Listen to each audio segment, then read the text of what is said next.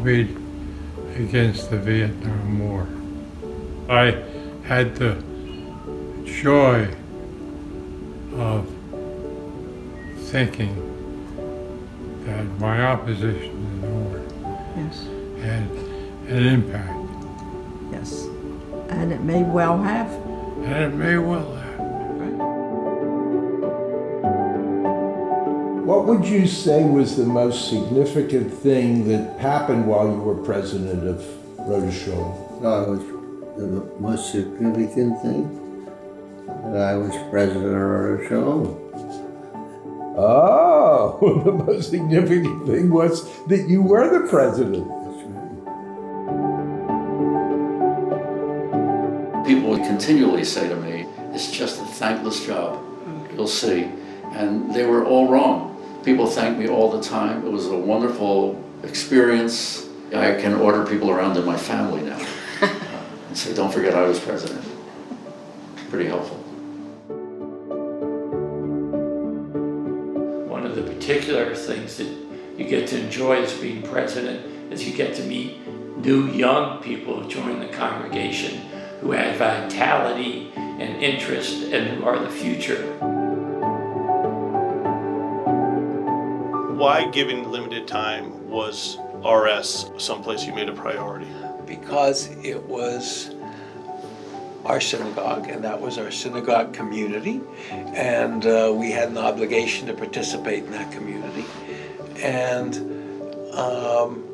I wanted to participate both at the spiritual level, but also at the practical level. Being president of Rhoda Shalom was hugely important to me and valuable to me as a person. I learned a lot about Rhoda Shalom. I kept the history of Rhoda Shalom next to my bed and read it all the time. I love it. I was intrigued by it. And I learned a lot about Judaism. So for me, it was a very powerful experience. Rhoda Shalom has made me feel that much more committed a Jew who believes in the future of the Jewish people, and it really made me feel that I'm part of and have made contributions to the Jewish community in Philadelphia. And it really tied me to a community which I feel has people who I consider to be some of my closest friends.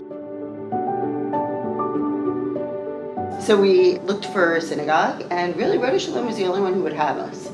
Really? Because my husband was a practicing Catholic. One of the things I always like to say about Rabbi Kuhn was he was laser focused on the non-Jewish spouse of a couple. Like, we would walk into the synagogue and he would make a beeline for my husband and shake his hand and welcome him and made him feel so comfortable that, so he gained my husband and my 2 kids rather than losing me.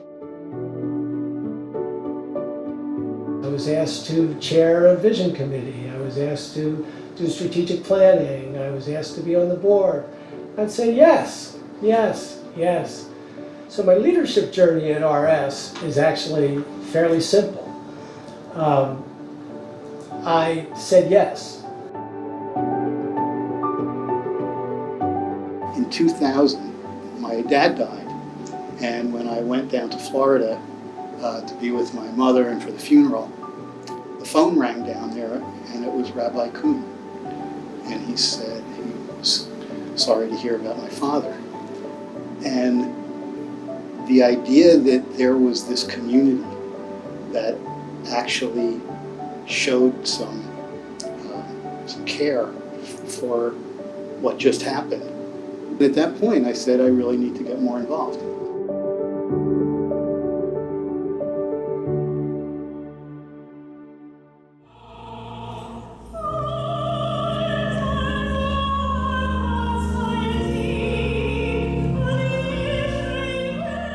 Now, there seem to have been many significant things that happened during your presidency. Rabbi Kuhn became a senior rabbi on June 1st, 1998, and that's the year I became president. And then a few years later, Rabbi Kuhn and I went to Hebrew Union College to recruit a new rabbi. It was a long day, and a young person named Jill Maderer, I think, was literally the last candidate. But all of a sudden, it was clear that she, by far, was the best candidate. She was articulate, had a spark, understand our role, and Bill and I talked about it and said, yes, we will interview other people, bring them to the search community, but clearly we have a favorite. If someone gives you an opportunity to have a major personal growth experience at age 65, seize that opportunity. And that's really what being president has been to me. It stretched me. It took me out of my comfort zone. I'm very comfortable doing what I do every day. This took me into a zone that I didn't know. Rhoda played a tremendous part of my life, and certainly part of it in Jenner's life, and part of the boys' lives. Under my presidency, we went to a one-campus congregation. It forced us to look at how we went about our business of being a congregation. We had to think about everything we did. And I think that's good. And I'm proud of where the congregation came out on the other end of it. It's a vital congregation, and it's open for innovation, but yet it holds on to its tradition. It wasn't the going to one campus, it was what we did when we went to one campus that I'm proud of. At the same time, we were lucky because the whole urban Philadelphia downtown, center city resurgence happened. So that while we lost a lot of members, we gained a lot of members. We became more socially aware. Beth Hava contacted us. They lost their lease. They needed a place to pray. And I'm proud of the fact that they came here and that we developed this alliance. That was wonderful. I mean, that's what we should do. We should welcome people. I think the proof in the pudding was that fast forward another 8 or so years during, I think, Lloyd Brotman's presidency, Beth Hava formally merged into Rodef Shalom. Just to talk a little bit about how the building may have changed who we are. We realized when we were doing this addition that in the original building, there was no public space where you could see outside. So one of the biggest things for us was the idea that you can see in and you can see out. And especially with Rabbi Mader's really strong feelings about moving outside our walls into the community and doing more outward-looking things, it says that more. It really does. I was really proud that we were able, I think, to create more of a culture of philanthropy. And a lot of people were engaged in this legacy campaign to renovate the building so that it was safer and more accessible and provided more space. The fact that we were able to engage such a broad segment of the Ars community to make this happen, the congregants really understood that you don't have to be able to give $1 million to make a meaningful gift to engage in this and to be part of this really important initiative. I'm very proud of that. One of the best things that happened was a discussion on whether the Torah should be marched around the sanctuary. Up until that time, 95, 97, the Torah stayed up on the bima. But I remember the first time it was brought down and walked through the sanctuary on High Holy Days, there were tears in people's eyes. It made me teary-eyed, just to watch and see the people who were so engaged. What was the most significant thing that happened during my term as president? I think it was being able to establish Rodef Shalom as the center of Jewish life in Philadelphia.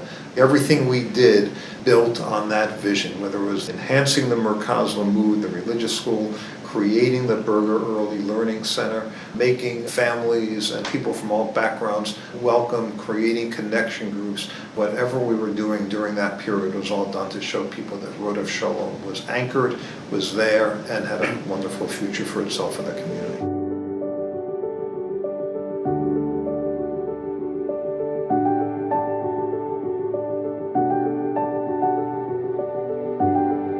The space is very spiritual. I think when you walk into it, your mind focuses on why you were there. You get away from the city. You look at the ark, you look at the symbolism, and it does help set the tone for prayer. I joke that my greatest accomplishment as president was the carpet. We had discovered that the carpet up in the balcony was the original carpet. I have this visual image of me on the floor with the historic architect leaning down with these palms of wool trying to get the right color scheme. And to this day, when I sit in services, I look at the carpet and I say, this is good. So I hope that carpet lasts a long time. When the rabbis say at the beginning of the service, take a deep breath, release the week from behind you and welcome Shabbat. For me, that is one of the most spiritual and fulfilling moments of my week, certainly, and of being there with all my friends and the rabbis and clergy and knowing that this is home. What are some things you'd love to see the synagogue keep the same and evolve and change? Well, obviously, continue to change. I'm not sure what those changes will bring, but whatever it is, we'll just get out of the way and let them happen. It's your world now. It's your world to make changes in this place, and it's my world to just kind of go along, complain a little bit, and accept it. You neither maintain continuity nor progress without bringing along the next generation. So at some point, you always have to focus on the next generation. I hope that Road of Shalom continues to be a beacon for progressive Judaism. I think progressive Judaism is really important in this world. So do you have anything else you would like to say to your fellow congregants at Road of Shalom in the year 2019? It's still there.